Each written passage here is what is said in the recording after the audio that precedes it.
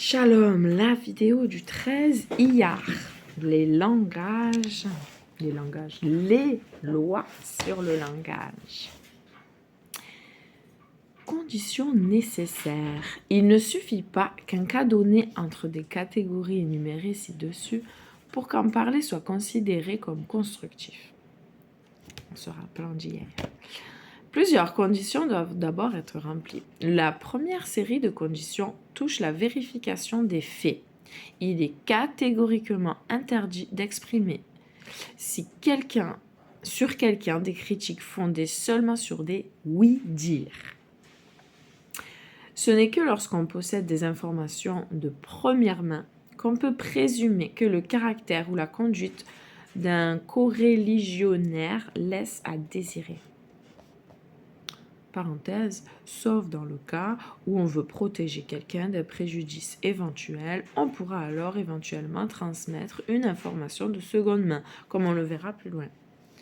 On ne doit jamais se hâter de tirer des conclusions, même pas lorsqu'on a été personnellement témoin d'une conduite apparemment inacceptable.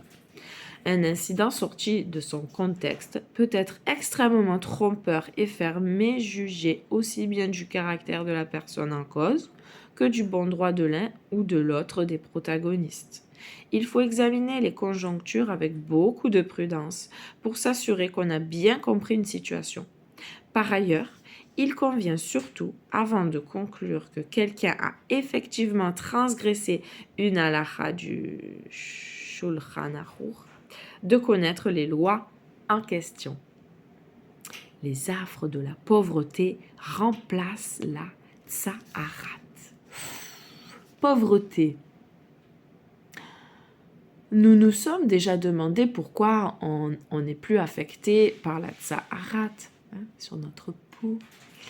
D'abord sur les habits, d'abord sur la maison, après sur les habits et après sur la peau. Si je ne me trompe pas de degrés. Donc on se demande, nous nous sommes déjà demandé pourquoi on n'est plus affecté par le tsaharat lorsqu'on dit du lachon hara de nos jours. Voici encore une réponse du Devar de Kedusha au nom du Sefer Hakane. Les affres de la pauvreté remplacent le tsaharat car l'indigent qui dépend des autres pour vivre, perd sa fierté. Une des causes principales du lachon hara. En outre, il redoute de parler des autres car il craint que ses propos ne leur soient rapportés et qu'ils ne lui refusent ensuite leur aide. Le Tikkunei HaZohar dit lui aussi que le lachon hara amène la pauvreté. Celui qui veut éviter les difficultés matérielles fera donc bien de s'en garder. De toute façon, la mauvaise langue, on sait que ça pue. Voilà. Mais c'est bien plus vaste et complexe qu'on peut le penser. Que Dieu nous aide tous. Je le vois bien depuis ce livre. Soyez bénis!